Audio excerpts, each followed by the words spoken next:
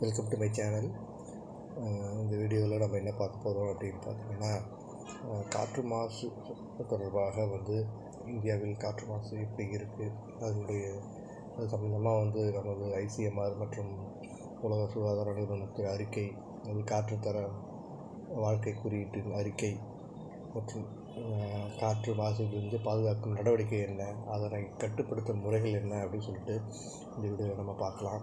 சரிங்களா? இது ஒரு தினமணி பேப்பரில் நடுப்பக்க கட்டுரையிலேருந்து உங்களுக்கு குரூப் 1 மெயின்ஸ் அல்லது குரூப் 2 மெயின்ஸ்க்காக எழுதும் வகையில் உங்களுக்கு முன்னுரை முடிவுரையும் ஒரு 15 மார்க்கு பிரச்சனை எப்படி அட்டன் பண்ணலாம் அப்படிங்கிறத அதுக்கு ஏற்ற மாதிரி நான் உங்களுக்கு மாற்றி உங்களுக்கு எழுதி கொடுத்துருக்கேன். சரிங்களா? இதை நீங்கள் பயன்படுத்திக்கோங்க. சரி, ரைட்டு. இது போல் நிறைய கண்டென்ட் உங்களுக்காக தயார் பண்ணி வச்சுருக்கேன். அதை நீங்கள் பயன்படுத்திக்கலாம். பயன்படுத்துகிறவங்க பயன்படுத்திக்கலாம். சரிங்களா? சரி, வாங்க கண்டென்ட்டை பார்க்கலாம். காற்று மாசு, அதாவது முன்னாடி இதுக்கு ஒரு இன்ட்ரோடக்ஷன் கொடுக்கலாம். சின்னதாக காற்று மாசுன்னா காற்றில் ஏற்படும் மாசுபாடு காரணமாக மனிதர்கள், தாவரங்கள் மற்றும் உயிரினச்சிதவை சந்திக்கின்றன. சரிங்க? இதெல்லாம் எல்லாமே பார்த்தீங்கன்னா காற்று மாசுபாடு காரணமாக மனிதர்கள் மற்றும் தாவரங்கள் உயிரினச்சிதவை சந்திக்கிறாங்க. சரிங்களா? இது சம்மந்தமாக ஐசிஎம்ஆர் என்ன சொல்கிறாங்க அப்படின்னு பார்த்தீங்கன்னா, இந்தியாவுடைய ஐசிஎம்ஆர் அறிக்கை என்ன ஆண்டுக்கு 16.7 லட்சம் பேர் இறக்குறாங்க அப்படின்னு சொல்கிறாங்க. சரிங்களா? 16.7 லட்சம் பேர் இறக்குறாங்க. அதே போல் ரூபாய் 2.60 லட்சம் கோடிக்கு மேலே இழப்பு ஏற்படுது. சரிங்களா? 2.60 லட்சம் கோடிக்கு மேலே இழப்பு ஏற்படுது அப்படின்னு சொல்லிட்டு இந்தியாவின் ஐசிஎம்ஆர் அறிக்கை சொல்லுது. சரிங்களா? அடுத்தது காற்று மாசுக்கான காரணங்கள் என்ன அப்படின்னு பார்த்தீங்கன்னா, புதைப்படிவ எரிபொருட்களை எரித்தல், மூலமாகவும் இந்த காற்று மாசு ஏற்படுது அப்படின்னு சொல்கிறாங்க. அதே போல் நைட்ரஜன் ஆக்சைடு, சல்ஃபர் ஆக்சைடுகள் அமில மழைக்கு வழிவகுக்குது அப்படின்னு சொல்கிறாங்க. சரிங்களா? புதைப்படிவ எரிபொருட்களை எரித்தலாகவும் நைட்ரஜன் ஆக்சைடு மற்றும் சல்ஃபர் ஆக்சைடுகள் போன்றவை பார்த்திங்கன்னா அமில மழைக்கு வழிவகுக்குது அப்படின்னு சொல்கிறாங்க. சரிங்களா? ரைட்டு. அடுத்தது சம்மந்தமாக உலக சுகாதார நிறுவனம் என்ன சொல்கிறாங்க அப்படின்னு பார்த்தீங்கன்னா, நுரையீரல் புற்றுநோய் 29% இதன் மூலமாக தான் உருவாகுது அப்படின்னு சொல்கிறாங்க. நுரையீரல் புற்றுநோய்க்கு 29% இதன் மூலமாக தான் உருவாகுது, காற்று மாசு காரணமாக உருவாகுது அப்படின்னு சொல்கிறாங்க. அதே போல் இதய நோய் பார்த்திங்கன்னா 2.5% உருவாகுது. இதய நோய் பார்த்திங்கன்னா 2.5% உருவாகுதுன்னு சொல்கிறாங்க. அதே போல் சுவாச நோய் தொற்று, அதாவது வீசிங் ப்ராப்ளம் அப்படின்னு சொல்கிறாங்க இல்லைங்களா, அந்த காச நோய் மருந்து பிரச்சனைலாம் பார்த்திங்க அப்படின்னா இந்த 17% அதனால் உருவாகுது அப்படின்னு சொல்கிறாங்க. பக்கவாதம், ஸ்ட்ரோக்கு இது பார்த்திங்கன்னா இந்த 24% காற்று மாசுபாடு காரணமாக தான் உருவாகுது. நிறைய பேர் நினைக்கிறாங்க இது வேறு ரீசனால் வருது, அதுவும் உணவு பழக்கங்களாலும் இந்த வகையான நோய்கள் வர வாய்ப்புகள் உண்டு. இருந்தாலும் 25% இதில் இந்த காற்று மாசுபாடுங்கிறது பங்கு வகிக்குது அப்படின்னு சொல்கிறாங்க, உலக சுகாதார நிறுவனம் சொல்கிறாங்க. சரிங்களா?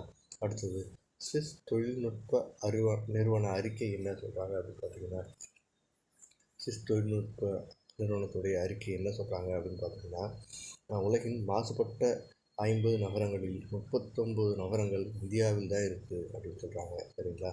இந்தியாவில் பார்த்திங்கன்னா உலகில் உள்ள எல்லா மாசுபட்ட 50 நகரங்கள் கண்டுபிடிச்சிருக்காங்க. அதில் 39 நகரங்கள் இந்தியாவில் தான் இருக்குது அப்படின்னு சொல்லிட்டு ஸ்விஸ் தொழில்நுட்ப நிறுவன அறிக்கை சொல்லுது. சரிங்களா? அடுத்தது காற்று தர வாழ்க்கை குறியீடு அறிக்கை என்ன சொல்கிறாங்க அப்படின்னு பார்த்தீங்கன்னா, அவங்க ஒரு அறிக்கை வெளியிடுறாங்க. அதை வெளியிட்டது யார் அப்படின்னு பார்த்தீங்கன்னா, சிகாகோ பல்கலைக்கழகம் தான் அதை வெளியிடுறாங்க. அது எப்போ வெளியிட்டாங்கன்னா 2023 வெளியிடுறாங்க. சரிங்களா? காற்று தர வாழ்க்கை குறியீடு அறிக்கை என்ன சொல்கிறாங்க அப்படின்னா, இந்தியாவில் பார்த்திங்கன்னா உலகிலே பார்த்திங்கன்னா 2வது மாசுபட்ட நாடு அப்படின்னு சொல்கிறாங்க. சரிங்களா? இந்தியாவை 2வது உலகிலேயே அதிகமாக மாசுபட்ட நாடுகள் பட்டியலில் 2வது இடத்த வகிக்குது அப்படின்னு சொல்கிறாங்க இந்தியாவை. சரிங்களா? அதுபோல் இந்த ஆயுட்காலம், இந்தியாவுடைய ஆயுட்காலம் அப்படின்னா 5.3 ஆண்டுகள் காற்று மாசு குறைக்கும் அப்படின்னு சொல்கிறாங்க. சரிங்களா? 5.3 ஆண்டுகள் காற்று மாசு இந்தியரின் ஆயுட்காலத்தை குறைக்கும் அப்படின்னு சொல்கிறாங்க.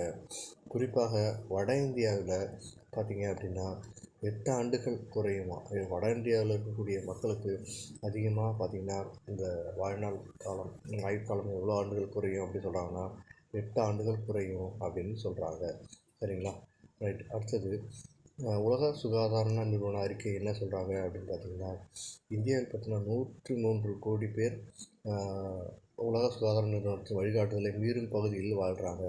உலக சுகாதார நிறுவனம் வந்து ஒரு சில வழிகாட்டுதல் சொல்கிறாங்க. அந்த வழிகாட்டுதல் படி 103 கோடி பேர் பார்த்திங்க அப்படின்னா இந்த நமது மக்கள் வந்து இந்திய மக்கள் வந்து அதனை மீறும் பகுதிகளில் வாழ்கிறாங்க அப்படின்னு சொல்கிறாங்க. சரிங்களா?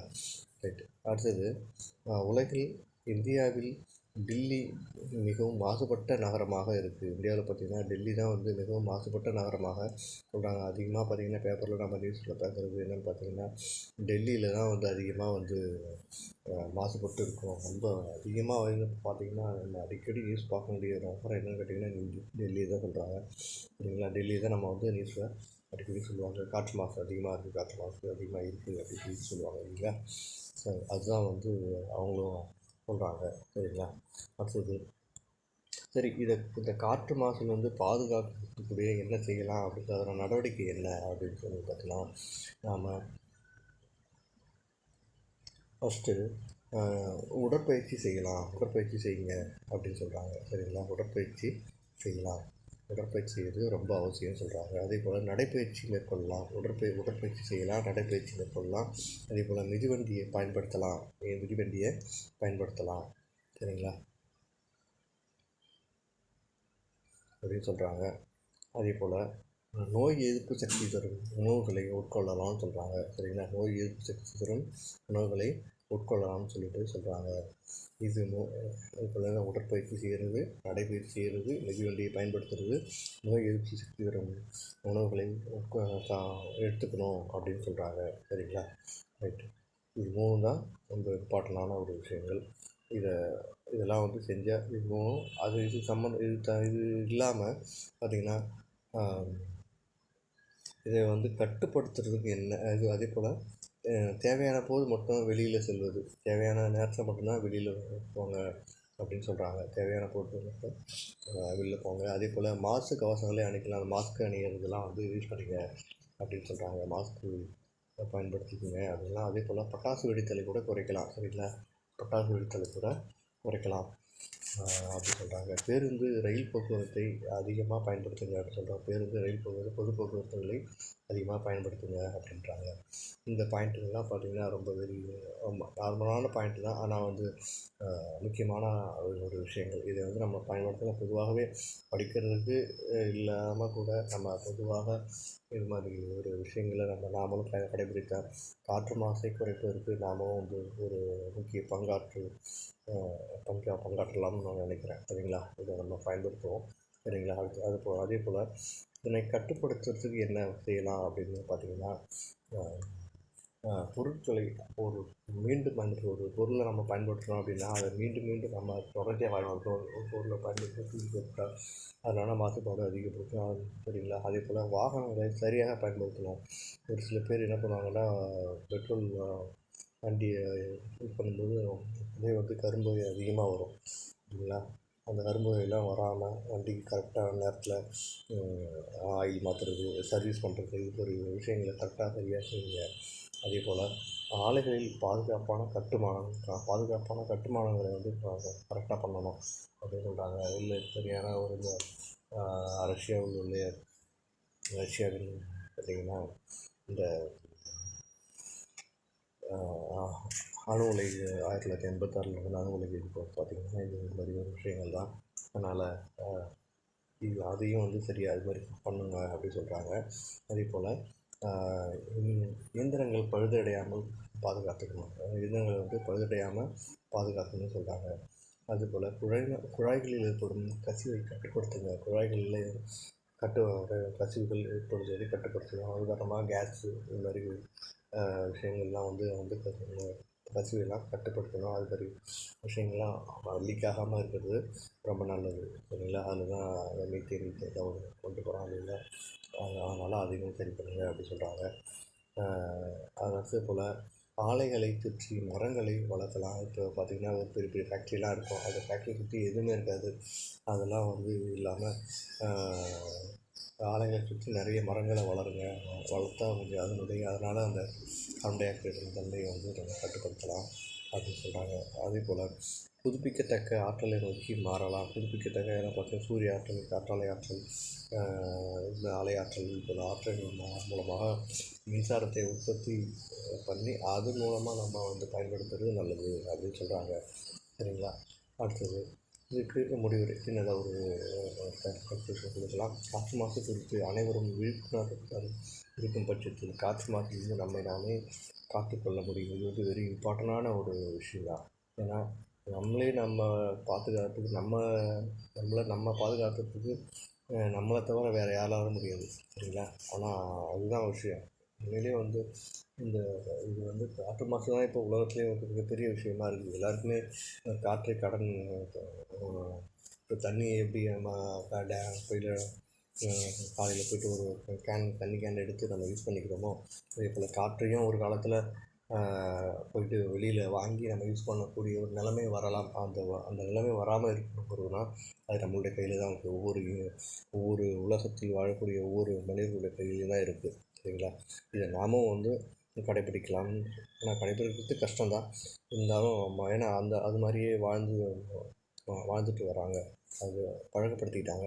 இருந்தாலும் உலகத்துக்கு நம்மளுடைய இதுக்காக நம்ம பயன்படுத்துவது நல்லதுன்னு நினைக்கிறேன், சரிங்களா?